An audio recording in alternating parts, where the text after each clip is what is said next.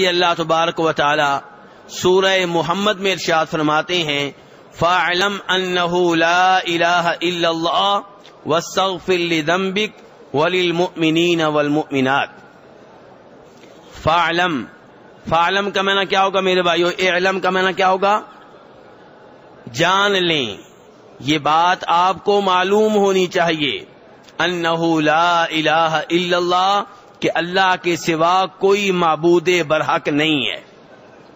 میرے بھائیو آپ کی توجہ چاہوں گا، اللہ تبارک و تعالیٰ نے یہاں پہ یہ نہیں کہا کہ کلمہ پڑھیں، لا الہ الا اللہ پڑھیں، اس میں کوئی شک و شبہ نہیں ہے کہ لا الہ الا اللہ پڑھنا بڑا عظیم عمل ہے، بڑا عظیم ذکر ہے، لیکن اس آیت میں اللہ تعالیٰ کہہ رہے ہیں کہ آپ کو یہ معلوم ہونا چاہیے، آپ یہ جان لیں کہ اللہ کے سوا کوئی معبود برحق نہیں ہے۔ پتہ یہ چلا کلمہ پڑھ لینا کافی نہیں ہے، کلمہ کے معنی جاننا بہت ضروری ہے۔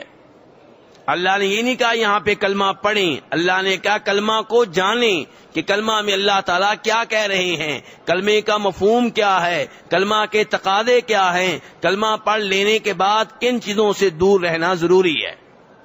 لیکن ہم میں سے کئی بھائی کلمہ پڑھتے ضرور ہیں، کلمہ کے معنی اور مفاہیم کے اوپر ان کی نظر نہیں ہے، اسی لیے وہ کلمہ بھی پڑھیں گے، قبر والے سے بیٹا بھی مانگیں گے، وہ کلمہ بھی پڑھیں گے، قبر والے کو سجدہ بھی کریں گے، وہ کلمہ بھی پڑھیں گے، قبر والے کے سامنے رکوع بھی کریں گے، وہ کلمہ بھی پڑھیں گے، قبر کے سامنے ماتھا بھی ٹیکیں گے، وہ کلمہ بھی پڑھیں گے، اور کبھی کبھی بکرا اللہ کے سوا کسی اور بزرگ کے نام پہ ذبح کریں گے، وہ کلمہ بھی پڑھیں گے، اللہ کے سوا اوروں کے نام پہ منت بھی مانیں گے۔ مسئلہ کیا ہے؟ مسئلہ یہ ہے کہ لا الہ الا اللہ پڑھتے ضرور ہیں، لیکن لا الہ الا اللہ کے معنی کے اوپر ان کی نگاہ نہیں ہے۔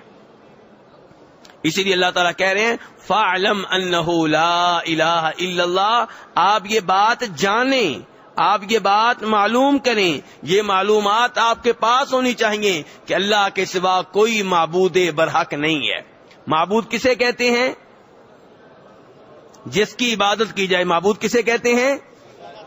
آپ دیکھیں گے کہ کئی مولوی صاحبان لا الہ الا اللہ کا ترجمہ یوں کر رہے ہوں گے کہ اللہ کے سوا کوئی خالق نہیں، کوئی مالک نہیں، کوئی رازق نہیں، یہ ترجمہ غلط ہے۔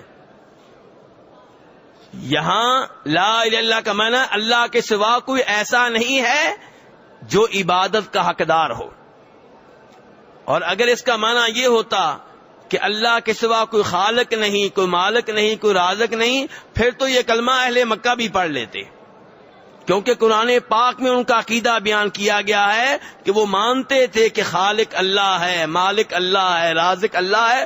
سورہ یونس قل من یرزقکم من السماء والارض ام من یملک السمع والابصار ومن یخرج الحی من المیت ویخرج المیت من الحی ومن یدبر الامر فسیقولون اللہ۔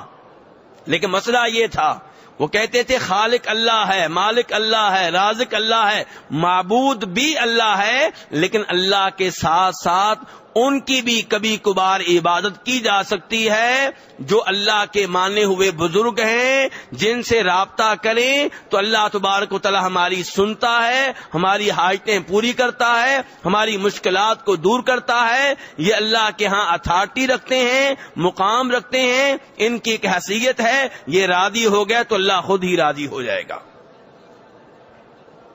اس عقیدے کو کفر و شرک قرار دیا گیا کہ سجدہ جب بھی ہوگا ایک اللہ کے لیے ہوگا، عبادت جب بھی ہوگی ایک اللہ کے لیے ہوگی، اور مانگنا دعا کرنا بھی عبادت ہے، تو دعا جب بھی کی جائے گی اللہ سے کی جائے گی، کسی قبر والے سے نہیں کی جائے گی۔